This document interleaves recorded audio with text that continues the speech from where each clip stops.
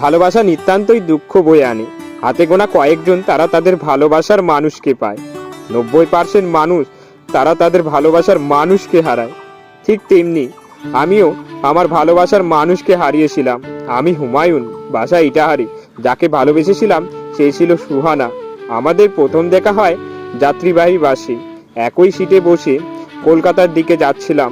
অনেক লম্বা পথ ছিল, তাই মাঝরাত্রায় দুজনে পরিচিত হয়ে নিলাম। আমি কোনোদিনও চিন্তা করিনি যে একটা মেয়ের সাথে কথা হলে বা পরিচিত হতে গেলে মায়ায় পড়ে যেতে হবে। সময়টা ছিল 2020 সালের 10ই এপ্রিল। কথা বলতে বলতে একটা সময় ফেসবুক আইডি আদান প্রদান হয়ে যায়। আমি সবে অনার্স সেকেন্ড ইয়ারে পড়ি, সে ফার্স্ট সেমিস্টারে পড়তো। হঠাৎ একদিন সন্ধ্যায় একটা মেসেজ আসে। মেসেজটাতে লেখা ছিল, আমাকে চিনতে পারছেন? আর এই কয়েকদিনে আমি ভুলেই গেছিলাম সব কিছু। মেসেজ চেক করে রিপ্লাই দিলাম। তারপর আস্তে আস্তে কথা বলা শুরু। কথা বলতে বলতে এইভাবে আমাদের ভালোই আন্ডারস্ট্যান্ডিং হয়ে যায়। 2022 সাল পর্যন্ত দুবার দেখা হয় আমাদের। আর কথা তো সারাদিন হতো। কথা চলমান হতে হতে দুজন দুজনের প্রেমে পড়ে গেলাম। আর আমার পড়া শেষ হতে না হতেই সে আমাকে বিয়ের জন্য বলতে শুরু করলো।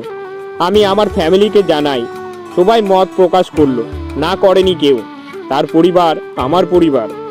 2022 নভেম্বরে আমাদের বিয়ে হয়। খুব সুন্দর সব কিছু যাচ্ছে। হঠাৎ 2023 সালের জুন মাস থেকে তার কেমন জানি পরিবর্তন আসতে থাকে।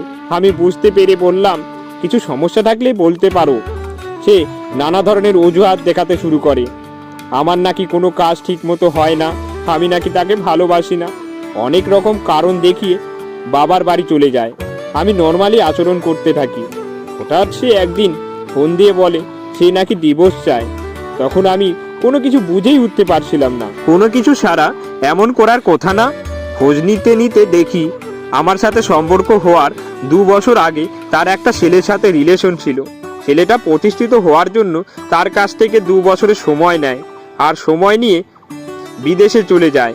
তখন তার সাথে নাকি আর যোগাযোগ রাখিনি।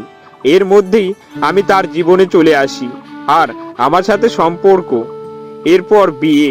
সবকিছু জানার পর আমি তাকে একটাই কথা জিজ্ঞাসা করি, তুমি কি চাও? সে এক জবাবে উত্তর দিল, আমি তোমার সাথে থাকতে চাই না। আর তখন চাইলে অনেক কিছু বলতে পারতাম, কিন্তু জোর করে ভালোবাসা আদায় করা যায় না। হয়তো জোর করে তাকে আমার পাশে রাখতে পারবো, তবে ভালোবাসা পাবো না। কষ্টটা তো আসলে ওইখানে। কথা দেওয়া মানুষটাকে রেখে আমাকে কেন কাছে টেনে নিল? কাছে নিয়ে কেনই বা দূরে ঠেলে এত যন্ত্রণা দিল?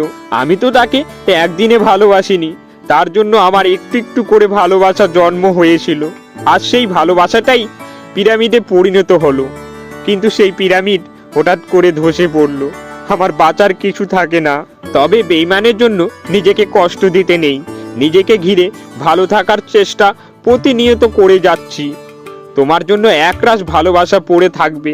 তবে তুমি তোমার মতো, আর আমি আমার মতো।